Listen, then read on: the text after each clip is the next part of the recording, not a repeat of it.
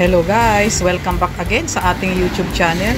So for today's video ay magluluto tayo ng kinamatisang pork buto-buto.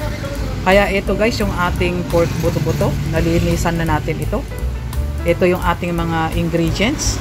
Meron tayong pamintang buo, bawang at sibuyas, pork cubes, gabi, meron tayo ditong kamatis, petchay at saka sigarilyas.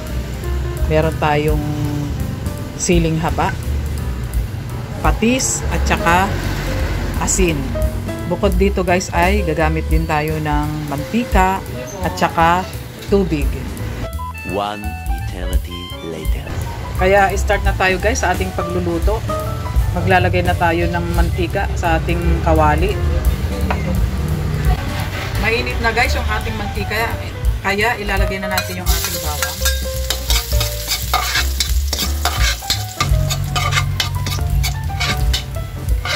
Pwede na natin guys isunod yung ating sibuyas.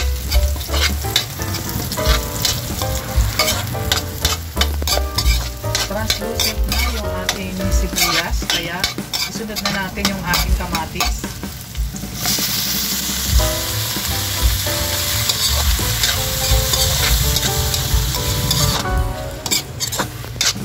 Okay na guys yung ating kamatis, kaya ilagay na natin yung ating pork buto-buto.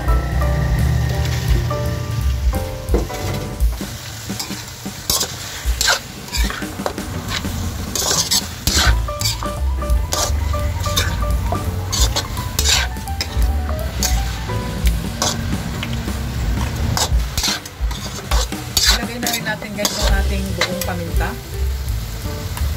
Ilagay na rin natin guys yung ating pork cubes. Ilagay na rin natin guys yung ating patis para manuot sa ating pork buto-buto. Ating halu-haluin.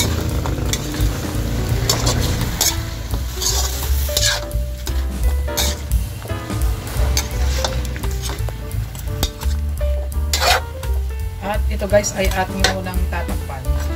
Pakuluan natin siya ng 30 minutes. Update guys sa ating nilulutong pork buto-buto. After 30 minutes natin siyang pinapakuluan sa mahinang apoy. Ito na siya guys. At ilagay na rin natin guys yung ating gabi para maluto na rin.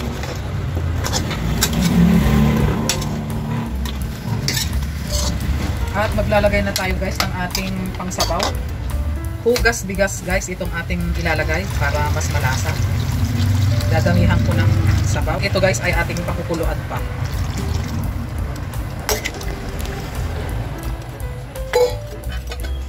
Kaya ito guys ay ating munang tatakpan para mabilis kumulo. Update guys ulit sa ating niluluto.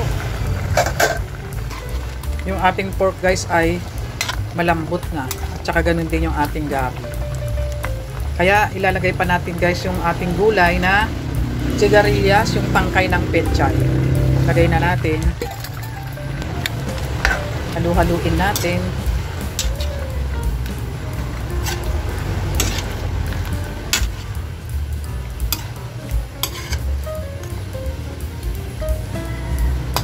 Kaya takpan ulit natin. Update guys ulit sa ating niluluto. Ayan o. Ayan, haluin natin guys. Wow, sarap. Taktakan natin guys ng asin. At ilagay na rin natin guys yung ating dahon ng petchay at yung ating sili.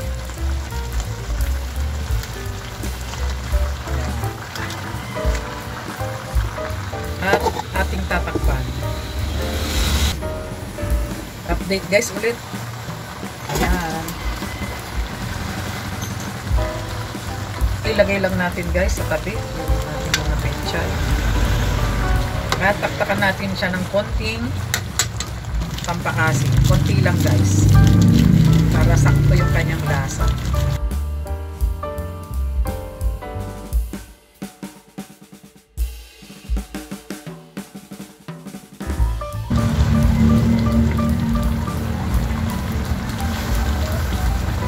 unawin lang natin guys yung ating nilagay na pampaasim at ito ay luto na.